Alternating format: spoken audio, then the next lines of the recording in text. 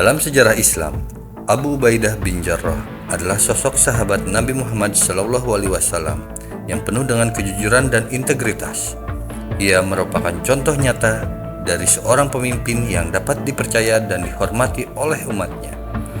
Mari kita telusuri lebih dalam kisahnya yang membangkitkan kepercayaan umat.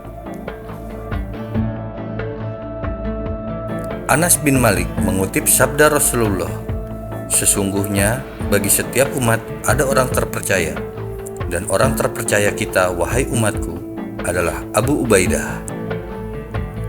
Dalam hal ini, para ulama menyatakan sifat terpercaya ditujukan kepada Abu Ubaidah dan para sahabat lainnya. Hanya saja Rasulullah mengkhususkan sebagian mereka itu dengan sifat dominan yang dimilikinya. Namun yang pasti, sifat-sifat tersebut lebih baik daripada sifat-sifat orang selain mereka. Al-Hafiz Ibnu Hajar menjelaskan, adapun yang dimaksud dengan orang-orang terpercaya adalah orang yang diakui dan diridhoi, meski sifat ini tidak hanya dimiliki Abu Ubaidah, tapi juga dimiliki sahabat yang lain. Nas hadis tersebut menunjukkan keunggulannya. Nabi mengkhususkan setiap sahabat terkemuka dengan keutamaan tertentu dan menyifat mereka dengannya. Maka jelaslah bahwa Abu Ubaidah mempunyai kelebihan dalam sifat itu dibandingkan sahabat lainnya. Demikianlah sebagaimana sifat malu yang ditetapkan bagi Utsman, juga sifat adil bagi Ali, dan yang semisalnya. Dalam kehidupan Rasulullah SAW, Abu Ubaidah bin Jarrah adalah salah satu sahabat yang amat dihormati. Ia berasal dari suku Quraisy keturunan Fihr dan termasuk di antara orang yang segera memeluk Islam ketika mendengar seruan Nabi SAW. Abu Ubaidah lah yang ditunjuk dengan rekomendasi Abu Bakar As-Siddiq supaya menjadi khalifah pada peristiwa Saqifah Bani Sa'idah. Tidak karena kredibilitasnya yang sempurna, beliau pun bersaksi bahwa dia termasuk salah seorang penghuni surga dan menyebutnya sebagai orang terpercaya di hadapan kaum muslimin. Ketika perang Badar berkecamuk dan Abu Ubaidah bin Al-Jarrah yang tangguh bertarung dengan gigih menerjang musuh, kaum musyrikin cenderung menghindari lokasi prajurit pemberani ini berada. Namun, ada seorang laki-laki penunggang kuda yang selalu menghalangi jalannya, sedangkan dia berupaya untuk menghindari orang itu.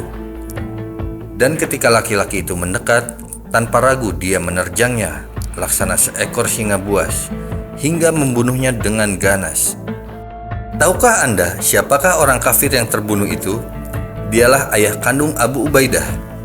Allah mengabadikan perseteruan ayah dan anak ini dalam satu ayat Al-Quran yang akan selalu dibaca setiap orang beriman hingga akhir kiamat.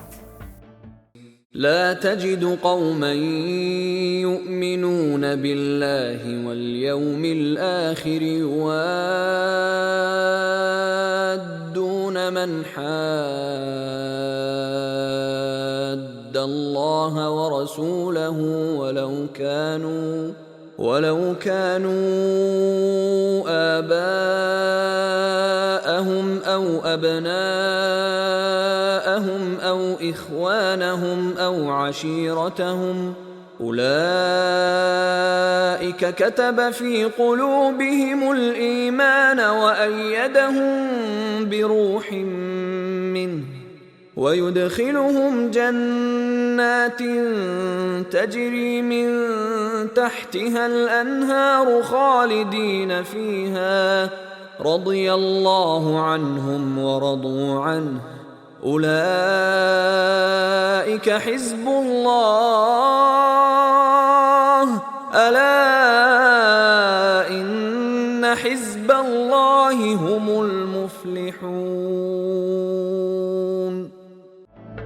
Yang artinya, engkau Muhammad, tidak ada mendapatkan suatu kaum yang beriman kepada Allah dan hari akhirat saling berkasih sayang dengan orang-orang yang menentang Allah dan Rasul-Nya, sekalipun orang-orang itu bapaknya, anaknya, saudaranya, atau keluarganya. Mereka itulah orang-orang yang dalam hatinya telah ditanamkan Allah keimanan, dan Allah telah menguatkan mereka dengan pertolongan yang datang dari Dia.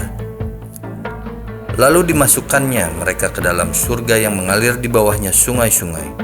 Mereka kekal di dalamnya.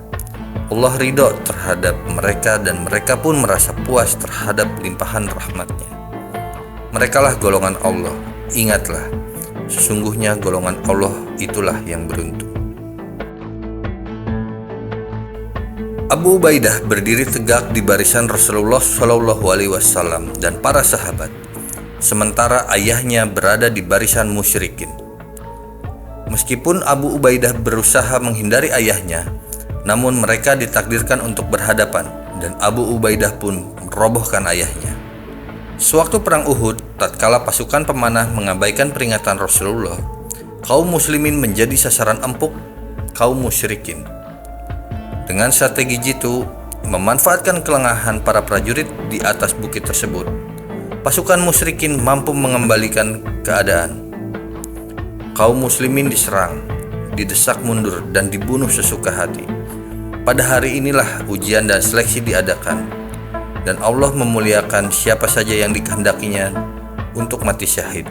Bahkan Allah Subhanahu wa Ta'ala menakdirkan orang-orang kafir melihat Rasulnya, sehingga timbul keinginan kuat mereka untuk membunuh dan memutilasi beliau. Anas bin Malik menuturkan, gigi geraham Rasulullah patah pada perang Uhud, belum lagi luka yang cukup parah pada wajah beliau.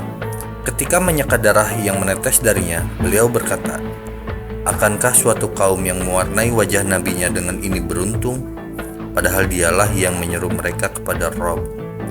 Lalu Allah menurunkan ayat, ليس لك من الأمر شيء أو يتوب عليهم أو يعذبهم فإنهم ظالمون. yang artinya, itu bukan menjadi urusanmu Muhammad. Apakah Allah menerima tobat mereka atau mengazabnya, karena sesungguhnya mereka orang-orang zalim. Quran Surat Al-Imran ayat 128. Peristiwa tersebut adalah saat paling genting dalam kehidupan Rasulullah. Sebaliknya, ia merupakan kesempatan emas bagi kaum musyrikin. Kesempatan ini tidak disia-siakan, serta-merta mereka memusatkan penyerangan beliau dengan satu tujuan, membunuh. Utbah bin Abu Waqqas melempari bebatuan sehingga melukai pipi beliau. Terkena pula gigi geraham kanan bawah, juga bibir bagian bawahnya. Lalu Abdullah bin Syahid Az-Zuhri maju menyerang dan melukai kening beliau. Selanjutnya si penunggang kuda tangguh yaitu Abdullah bin Qa'mah menerjang dan memukul pedangnya dengan keras ke bahu beliau. Sakitnya terasa selama lebih dari sebulan, walaupun tidak sampai merobek zirah beliau. Abu Ubaidah adalah seorang yang tetap bertahan bersama Nabi, berjuang melindungi beliau pada perang Uhud. Andilnya dalam perang ini cukup besar.